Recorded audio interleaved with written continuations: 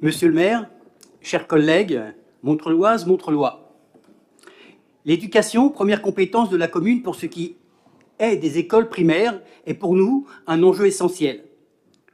L'ouverture pour la rentrée de septembre 2018 de 2 nouveaux groupes scolaires, maternelle et élémentaire Marceau d'un côté, maternelle et élémentaire Louis et Madeleine Audru de l'autre, nous conduit donc, entre autres raisons, à revoir la sectorisation.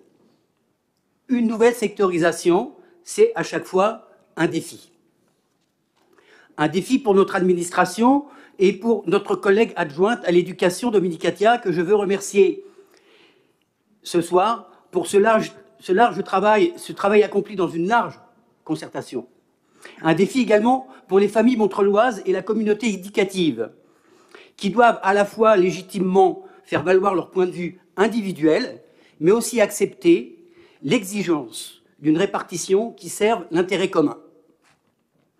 Ainsi, la concertation large et inclusive, telle que celle qui a été menée tout au long du processus, quoi qu'on en dise, a permis d'éviter un surplus de stress pour les parents.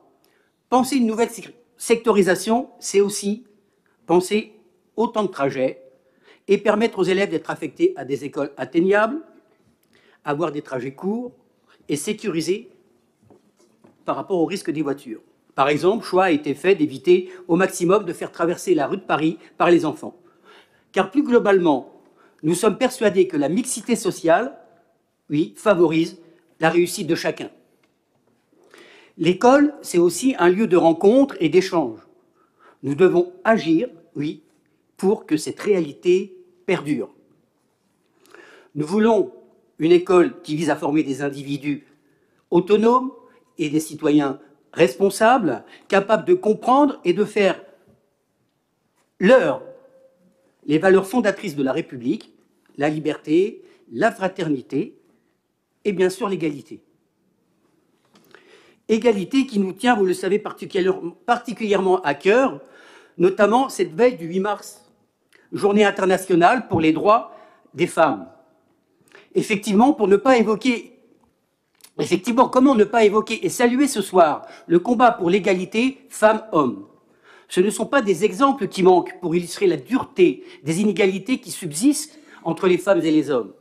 Ainsi, alors, l'actuelle politique migratoire, qui pose de nouveaux obstacles à obtenir, déjà très difficile à obtenir, donc un droit d'asile, rappelons que c'est la moitié des 244 millions de migrants dans le monde qui sont des femmes.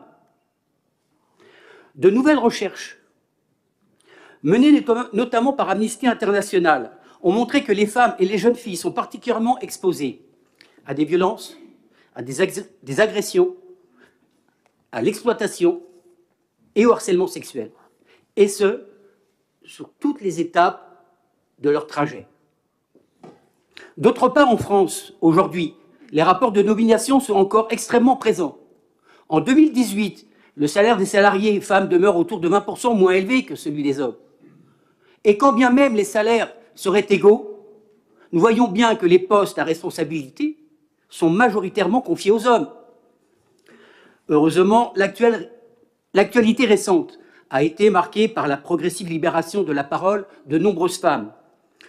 Nous rappelons qu'une femme décède tous les 3 jours sur les coups de son conjoint. Montreuil étant toujours douloureusement endeuillé par le féminicide de Mariana Callot fin décembre. Le combat pour l'égalité doit donc continuer et se décliner à tous les niveaux. Ainsi, à Montreuil, le travail fait au sein de la majorité permet de prendre notre part aux côtés de Riva Gerchanok, adjointe déléguée à l'égalité femmes-hommes, à la lutte contre les violences faites aux femmes et à la lutte contre les discriminations. À ce titre, le travail commun mené par la Direction des ressources humaines et la mission des droits des femmes a abouti à l'élaboration d'un rapport en matière d'égalité entre les femmes et les hommes au sein de la ville. Il en va de même aussi de la Direction des sports qui, sous la houlette d'Anne-Marie Eugas, adjointe au sport, va mettre en place un budget genré pour s'attaquer concrètement aux inégalités.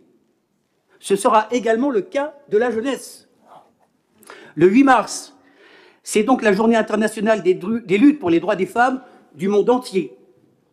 Pour nous, élus de Montreuil Écologie, l'égalité entre les femmes et les hommes est incontournable, et ce n'est pas seulement une affaire de femmes, c'est l'affaire de toutes et tous, comme vous pouvez le voir et l'entendre. À nous, femmes et hommes, d'être mobilisés, combatives et solidaires pour imposer une autre société. Je vous remercie.